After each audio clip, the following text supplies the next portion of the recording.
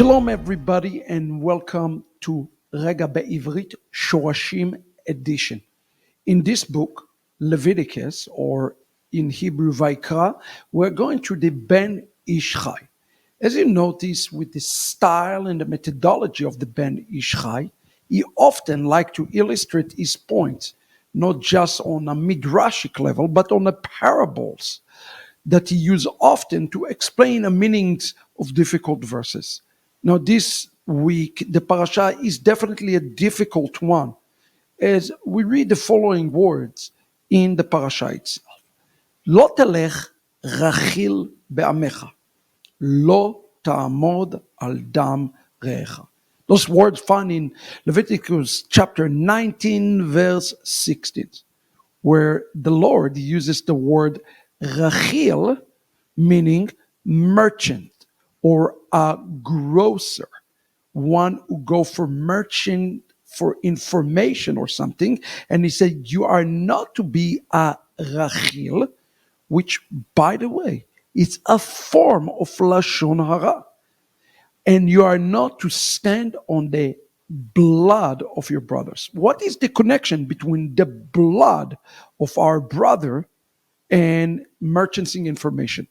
You see, listening for information or giving information about somebody that can potentially hurt them is equivalent in Judaism to specifically murder.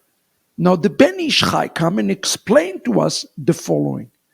He want to focus on another word that is significant in this passage, is the word in Hebrew, amecha, the one who is inside of him. And listen to what he says.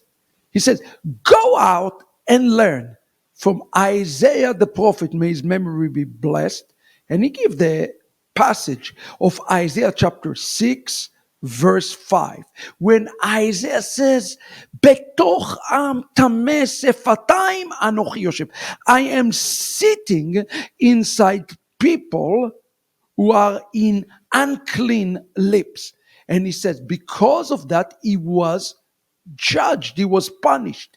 And the key, according to the Ben Ish Chai, there's no greater sin than speaking against Israel as a whole, speaking against the community, speaking against anybody inside the community. He says it's the greatest sin of Lashon Hara. And we have to watch out for this. He says, look at Isaiah. Isaiah was punished for this.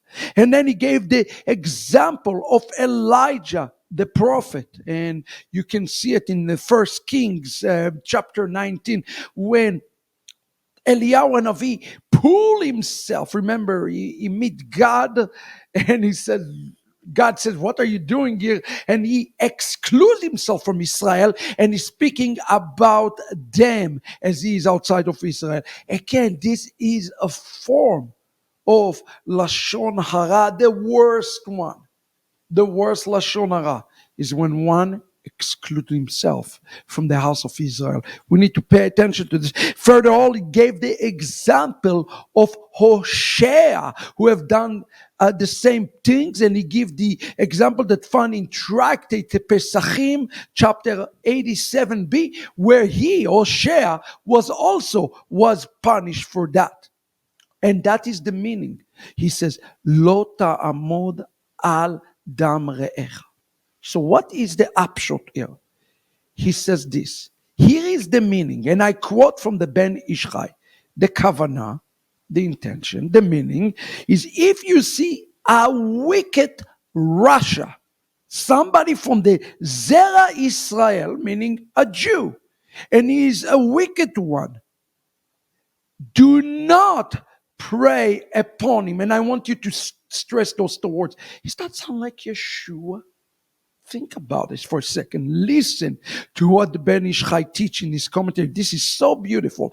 Do not pray upon him that he will die, as in the words of Rabbi Meir in Brachot 10.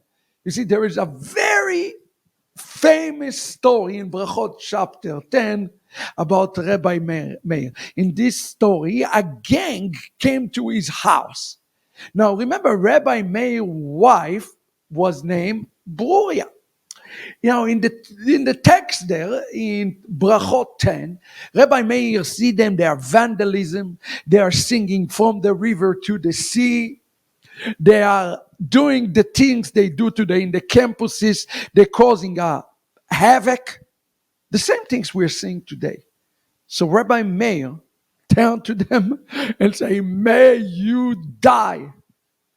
The amazing thing about this story is what Rabbi Meir's wife, Bruria, have done. Bruria is turning to her own husband, Rabbi Meir, and said to him, why do you say to them to die? Don't do that. Instead, pray for them that their transgression will stop. What an amazing illustration he's giving us by the Talmud itself. So look at what it says. And to all of those who think that the Talmud is chauvinistic book, well, you clearly have not read the Talmud, because the wife is putting the great Rabbi Meir right in his place. So what is saying here, the Ben Ish Chai, say, Al ta'aseh kedat Bruria. Okay, don't do what Rabbi Meir says, but rather pray for the teshuvah. And he's quoting Psalm 104, verse 35, where it says, Yetemu chataim. Chataim. Yetmu chataim. Not yetmu chotim. You see, there is a difference. Yetemu chataim, you say, may the silence, those sins will be silent. We don't say, the scripture does say, may the sinners will silence. He say, may the sin silence. You follow the difference? We don't want the sinners to perish. Not in Klal Israel. On the opposite. We want their sin to be silent. You can hate the sin, but you can love the sinner. That's what the Torah is teaching us. And that is the meaning of the words, Al ta'amod al dam ra'echa. Therefore, you are to pray at the tefillah, as it says. Pray the tefillah instead, as it says on Pinchas. V'yamod Pinchas vayfalel.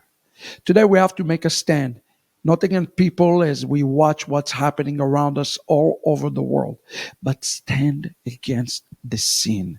Stand against the words inside the house of Israel. What an amazing lesson it is for us from the Ben Ish Chai, from Rabbi Meir, and from Rabbetzin Bruria. God bless you.